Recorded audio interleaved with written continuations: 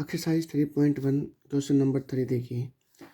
On comparing ratio A1/A2, B1/B2 and C1/C2, find out whether the following pair of linear equations are consistent और inconsistent. आपके पास इनको ratio को compare करके आपको ये बताना है ये कंसिस्टेंट है या इनकंसिस्टेंट। देखिए, जब आप इनको कंपेयर करोगे ना तो ऐसे कर लो, ये तीनों टर्म है ना एक साइड में कर लिया करो। जैसे ये है 3x प्लस में 2y माइनस के 5 इज इक्वल टू 0, और ये आ जाएगा आपका 2x minus 3y minus 7 is equal to 0। ऐसा करने से ना माइनस प्लस की गलती नहीं होगी।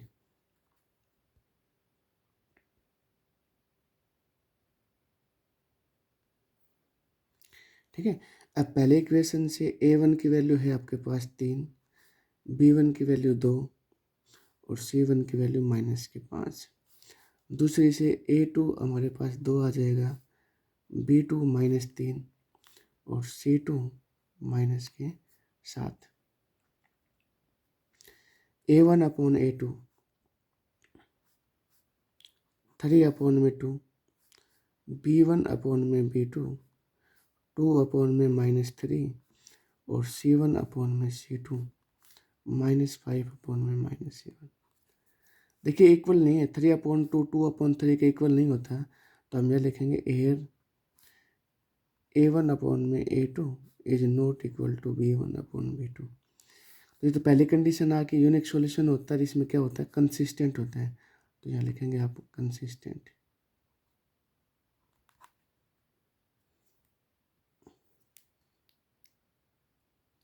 सेकेंड पार्ट देखिए, 2x माइनस 3y माइनस 8, इसको भी इधर ले आते हैं, ये भी आ जाएगा 4x minus 6y is equal to minus 9 और इज इक्वल टू 0। a1 की वैल्यू 2, b1 माइनस 3 और c1 minus 8, a2 4, b2 minus 6 और c2 आ जाएगा आपके पास 9। a1/A2 2/4, b1/B2 -3/-6, c1/C2 -8/9। देखिए कैंसिल हो जाएगा, 3 1 जा 3 2 जा, कितना 1/2 आ गया, ये भी कितना आ जाएगा 1/2। तो A1/A2 है ना, वो B1/B2 के तो इक्वल है, लेकिन C1/C2 के इक्वल नहीं है, तो लिख दूंगा यहाँ पर एयर A1/A2 is equal to B1/B2 but not equal to C1/C2। ठीक है। ऐसी कंडीशन में क्या होता है, इनकंसिस्टेंट होता है, नो सॉल्यूशन होता है, इनकंसिस्टेंट या नो सॉल्यूशन या पैरेलल लाइंस। ठीक है।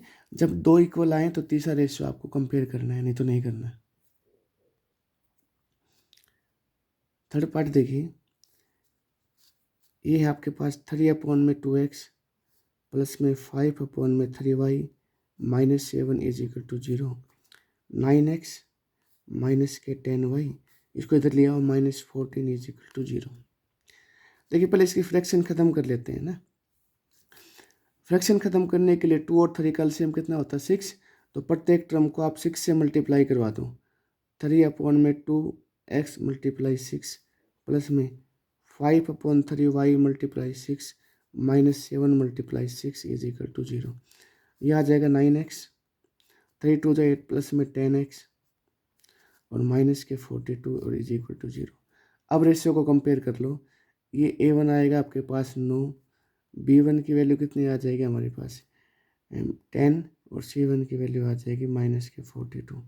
यहाँ से a2 9, b2 माइनस के 10 और c2 माइनस के 14। A1/A2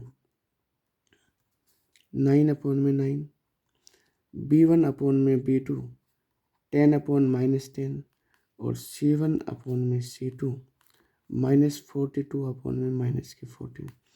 ये देखिए ये 1/1 आ जाएगा, लेकिन ये माइनस के 1/1 आएगा, तो 1/1 है -1/1 के इक्वल नहीं होता है, तो तीसरा रेशियो देखने की ज़रूरत नहीं है, तो यहाँ पर लिखूँगा hair A1/A2 not equal to B1/B2, तो ये आएगा आपका इनकंसिस्टेंट। इनकंसिस्टेंट।